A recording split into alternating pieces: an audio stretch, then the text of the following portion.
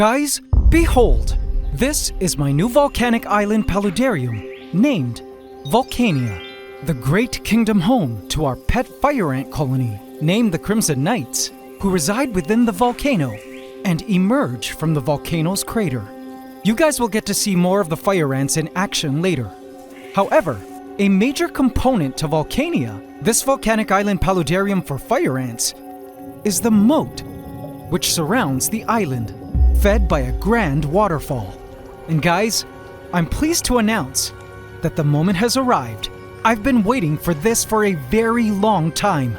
The waters are ready to welcome their new team of beasts to populate the waters. Beasts which will actually benefit the fire ants living here. What aquatic beasts shall we be moving in, you ask? Well, you're about to find out. Welcome to the AntsCanada Ant Channel. Please subscribe to my channel and hit the bell icon.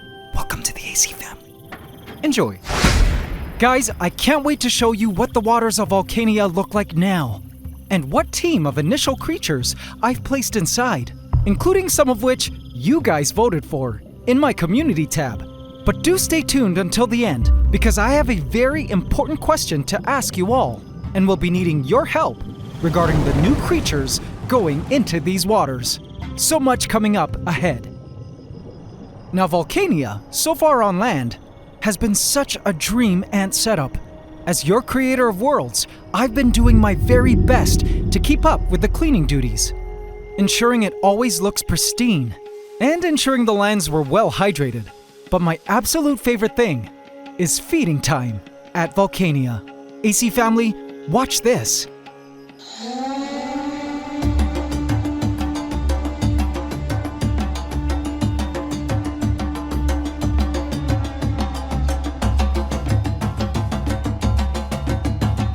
Every night at feeding time, the Crimson Knights swarm emerges to collect their goods.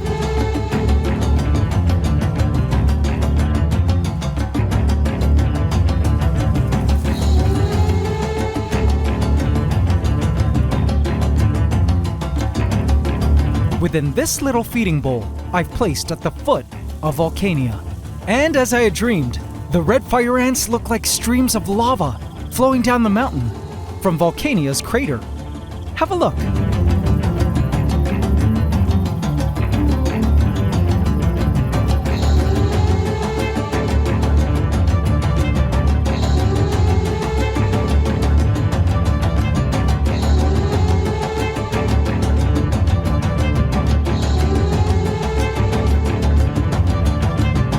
Up we go. Isn't that just awesome, guys? The larger this fire ant colony gets, the more these ant lava streams thicken and become more numerous. And speaking of which, now I have to show you what the colony looks like inside the nest. Removing the cover. And voila! AC family, isn't that awesome? Check out those tunnels! Each chamber housed enormous piles of brood, the future generation of Crimson Knights. The fire ant colony was definitely booming. I loved watching how busy the fire ants were as they raced through the tunnels. I think they were a bit startled by the lights, which is what normally happens every time I peek inside, but they always eventually settle down. As I was looking into one of the chambers, look at what suddenly popped into frame to say hi. A major! Yay! The Crimson Knights have officially begun to produce major workers with their massive heads. Now, Volcania here was special to me because I've never been able to observe the fire ants' tunneling pattern like this before, as I usually house them in setups where they tunnel into soils somewhere away from view. But not this time. What an incredible tunneling layout! And to think, I didn't need hot aluminum to appreciate it. And look! I can even see that the fire ants have tunneled deep into the front area, under the water. Don't worry, this area is not waterlogged and is separate from the water portion. But, speaking of the water portion, here's where we have a bit of a problem, guys. Listen to this.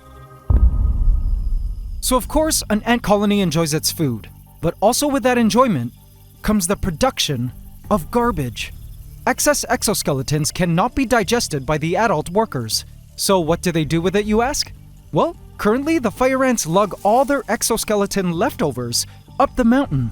Let me show you what happens to the garbage then. The garbage gets brought into the nest, where their larvae, who do have chewing mouthparts to digest exoskeleton, eat what they can.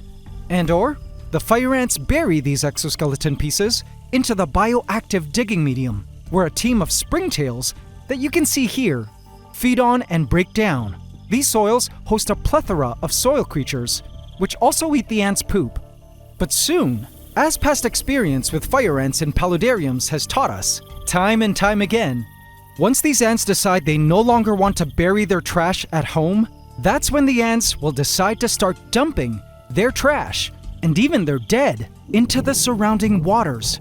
And this AC family is where things get dangerous. Now, I anticipated this would happen eventually, so I made sure to ensure the filtration of Volcania was on point.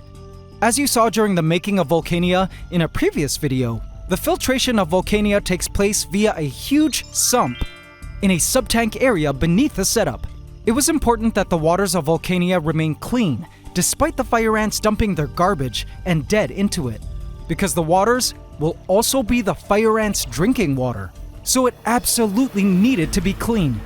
But having a good filter wasn't enough. The waters needed a reliable set of cleaning creatures to help eat up any dead ants and/or ant garbage dumped into the water, to avoid self-poisoning once the ants drink from it.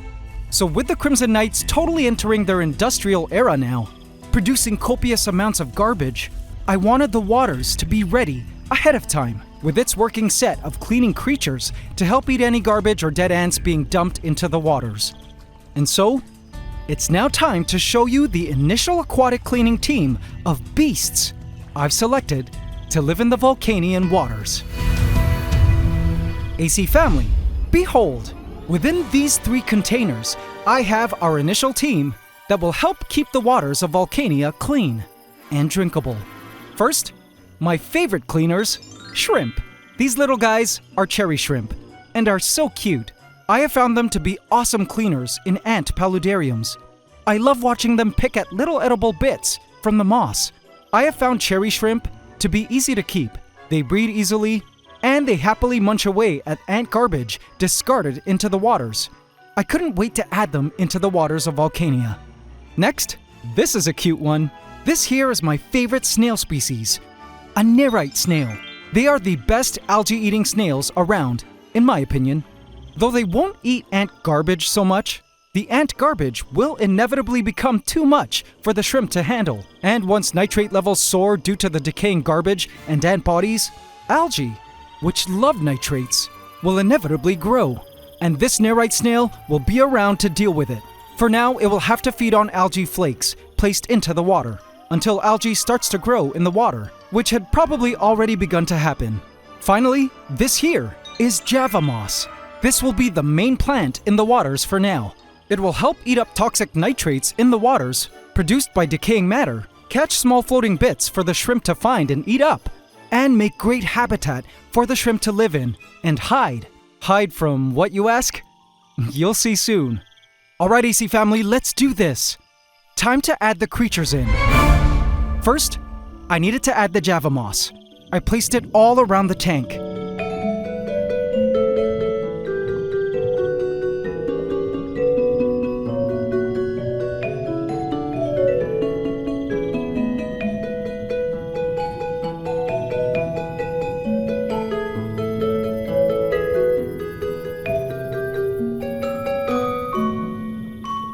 Next, I placed in our nerite snail. Oops.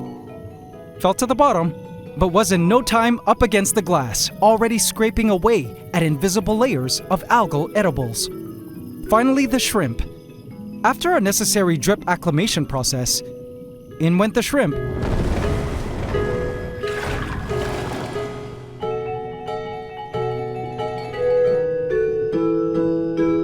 And guys, check out what the waters of Volcania looked like once everything was settled.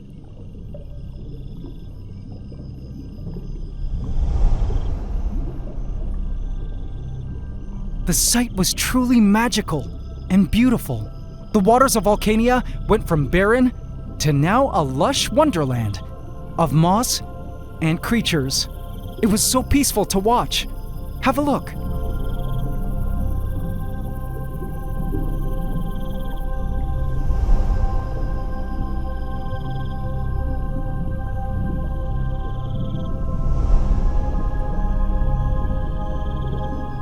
Look at this shrimp, grazing from the moss at the foot of the waterfall.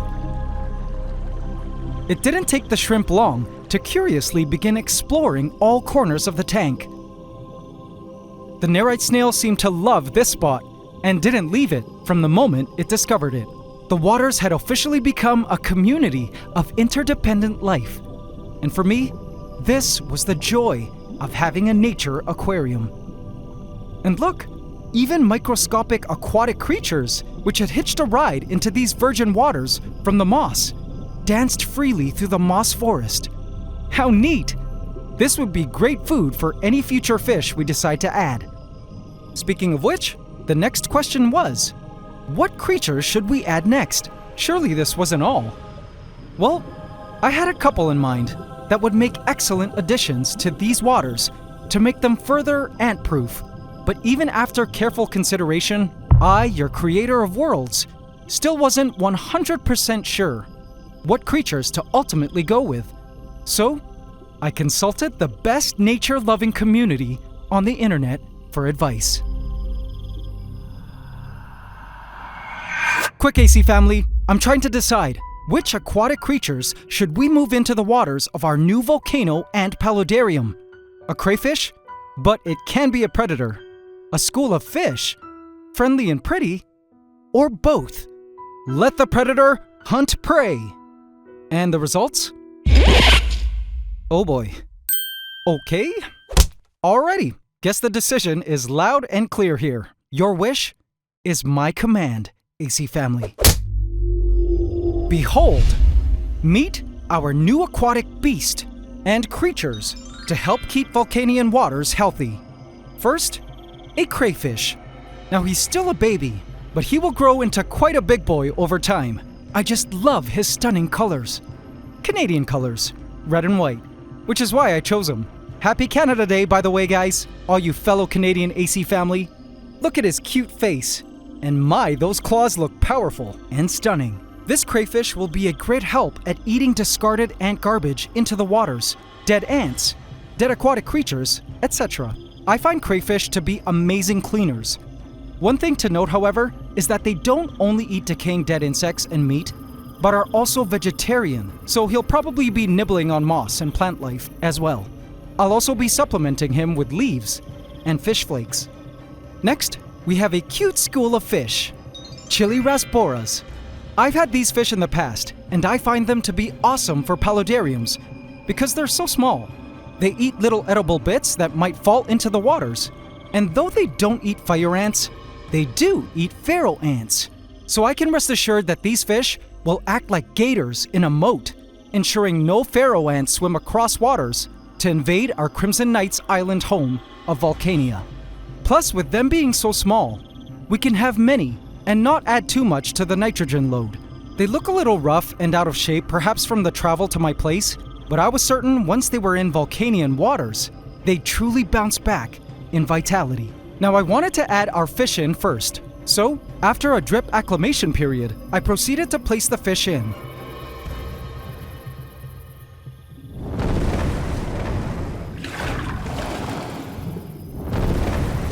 And in they were. At first, they were a bit dazed at the sudden change in environment. They kind of hovered around and took in their new surroundings. Where are we, guys? I don't know, but it's a lot better than the last place we were. Beware of predators, guys. Swim with caution and stay in formation. I could only imagine what these fish were thinking. Going from life in a small aquarium space at the pet store to now about 40 gallons of space. It must have been scary, but also thrilling. These Volcanian waters were perfect habitat for them too, as these fish enjoy shadowy areas. Soon, the fish went from tense, frantic swimming to more of a dance, which meant they were relaxing and enjoying their new home. They loved swimming through bubbles carried by the new refreshing currents they never before felt.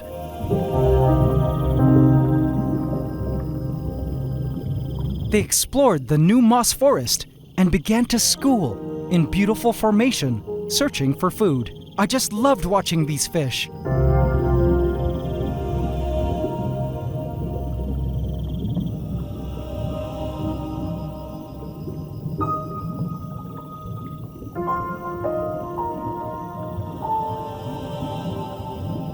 I also began to notice their colors starting to become much more vivid. A great sign.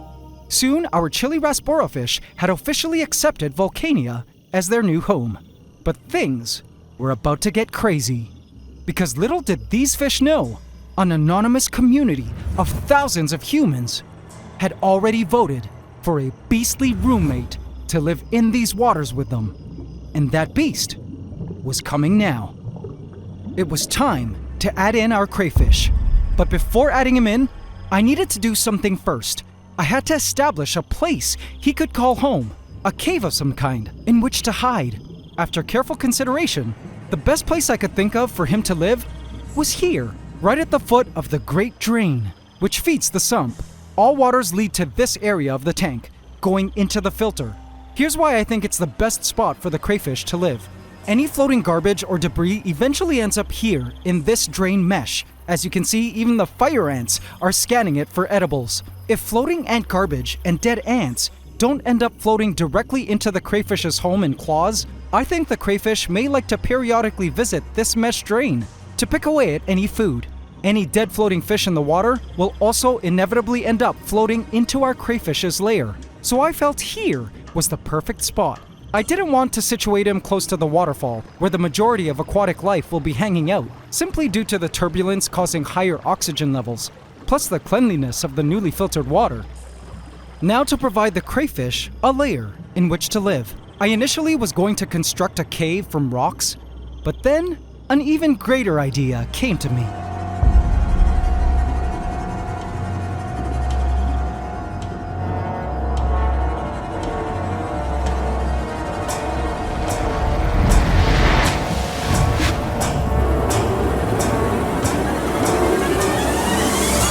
There, the dino skull that was once part of our Crimson Knight's old home would now provide a nice home for our crayfish. It was cavernous and shadowy enough for the crayfish to feel safe, but also airy enough, with all its holes, to ensure a healthy flow of currents toward the drain, which would also help any garbage, dead ants, or dead animals float our crayfish's way to eat. Alright, and now that the skull was in, it was time to add our crayfish. After a drip acclimation period, in went our beast. At first, our crayfish stood there, not moving, only waving his antennae around. Fish swam nearby, and I held my breath. Surely our crayfish could smell them.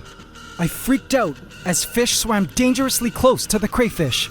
The crayfish lay completely still the whole time. The suspense was killing me. Suddenly, the crayfish began to dig on the spot, sinking his claws into the clean sands. Oh, looks like he was more interested in his new home than food. I continued to watch. What happened next surprised me. The crayfish began to explore, with fish swimming all around him.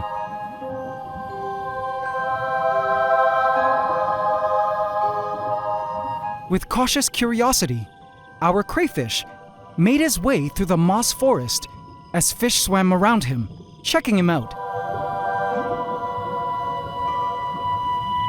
As he stepped into the various channels of light, I was breathtaken. Never had I seen a more beautiful crayfish. Have a look.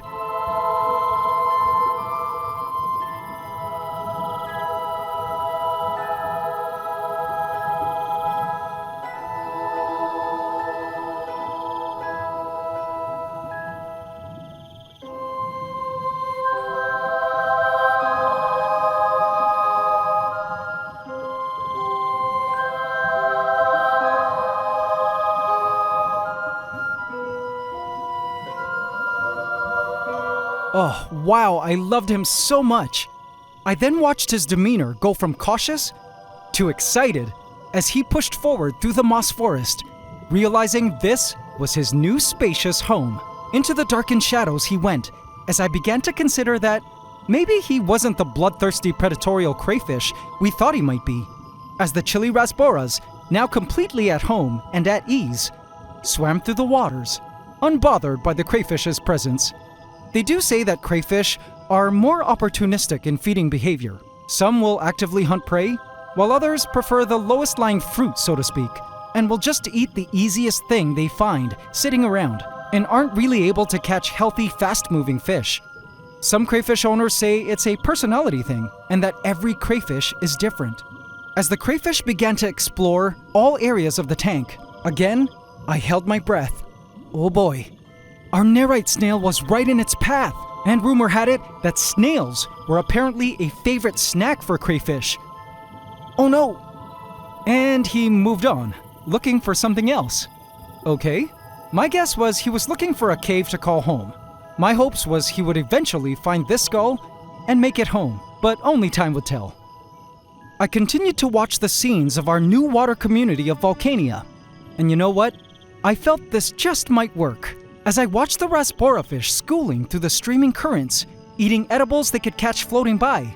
Our shrimp doing their job grazing casually among the pillowy mosses, which acted like giant nets, catching edible floaties swirling past its tendrils.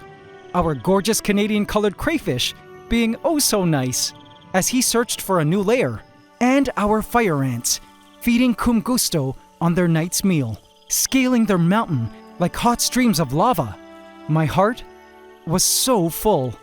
I was just so happy knowing that by the time the ants start to discover that the waters were a convenient way to dispose of their garbage and dead away from their nest, this aquatic team would be ready to eat whatever they threw in.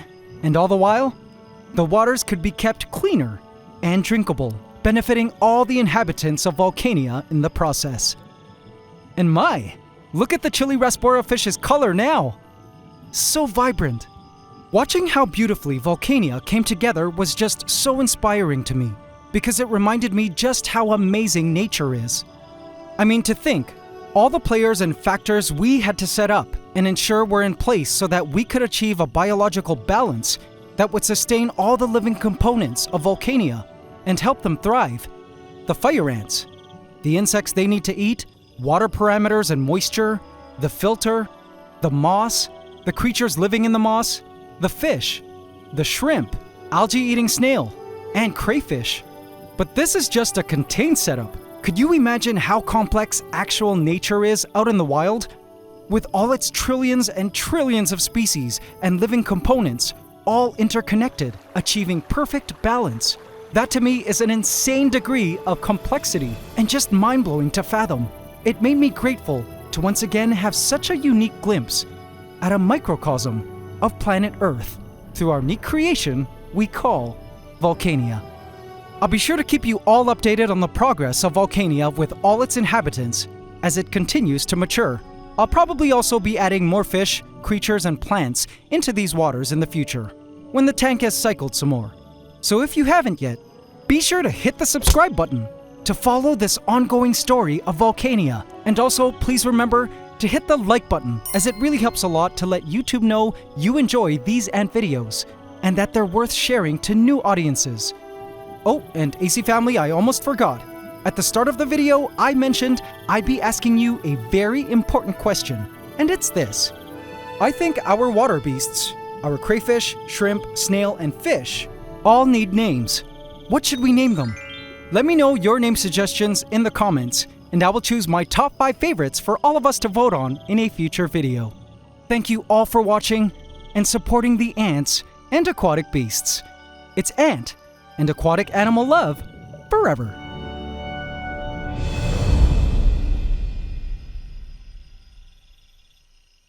Hope you can subscribe to the channel as we upload every Saturday at 8 a.m. Eastern Standard Time. Please remember to like, comment, share, and subscribe if you enjoyed this video to help us keep making more. It's Ant Love forever.